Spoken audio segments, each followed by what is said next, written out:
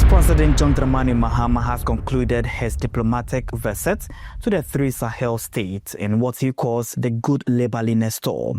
The president first visited Bamako, the Malian capital, where he had a fruitful interaction with the President Assimi Goïta. Fast forward on Sunday, the president interacted with the president of Niger, Abdurahmane Tchiani. And finally, he concluded on the soils of Burkina Faso on Monday, where he interacted with President Captain Ibrahim Traoré. In all, the conversations heavily hinged on strengthening economic cooperation and trade, deepening security, and most importantly, combating terrorism. Also, Mahama sought to use his visit to convince the three AES leadership to return to the regional bloc ECOWAS following their exit on January 29, 2025. However, Mali, Burkina Faso and Niger have a 6-month grace period to return to the bloc, which brings to the question, what impact would President Mahama's visit to the Sahel make? But before his visit to the three AES member countries, President John Dramani Mahama, on the eve of Ghana's 68th independence, visited Côte d'Ivoire and had interaction with the Ivorian counterpart Alassane Ouattara. Abdoulaye has the details. Abdoulaye, over to you. Well, thank you, Christopher Aticho, with that by summary about President John Mahama's visit to the Sahel region.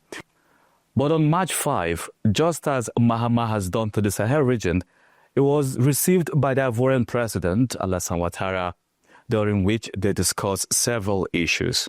Among them is regional integration, economic and peace, stability and, of course, regional growth, promoting the free movement of goods and people. But most importantly for these two leaders was the fact that ECOWAS is really threatened.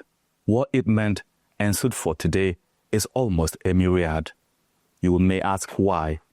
Now, President Ouattara and Mahama discussed ways and measures to get to reintegrate the Sahel countries, namely Burkina Faso, Mali and Niger, back to ECOWAS shortly after they exited the bloc.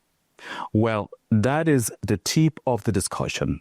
Remember, Côte d'Ivoire and Ghana are the top two producers of cocoa worldwide, accounting for more than half of the total global supply.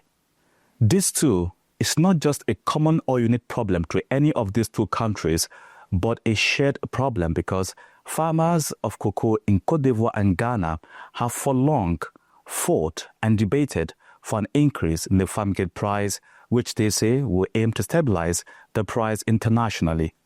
Until last year, Ghana had only increased fourfold the price of cocoa per ton from a little over $2,000 to $3,000.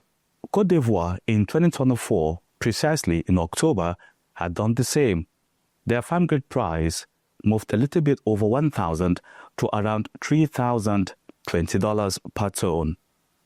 For these two countries, the increase in farmgate price for cocoa in these two countries, it is significantly low, below the $11,000 price settled for in April during a cocoa derivative meeting. This is important for these two countries as they aim to increase or improve the living standard of farmers in both countries. It is yet to be seen how these discussions will pan out in terms of economy, politics, diplomacy, and of course, security. I'm Abdullahi Hassan, and this is West Africa Democracy Radio.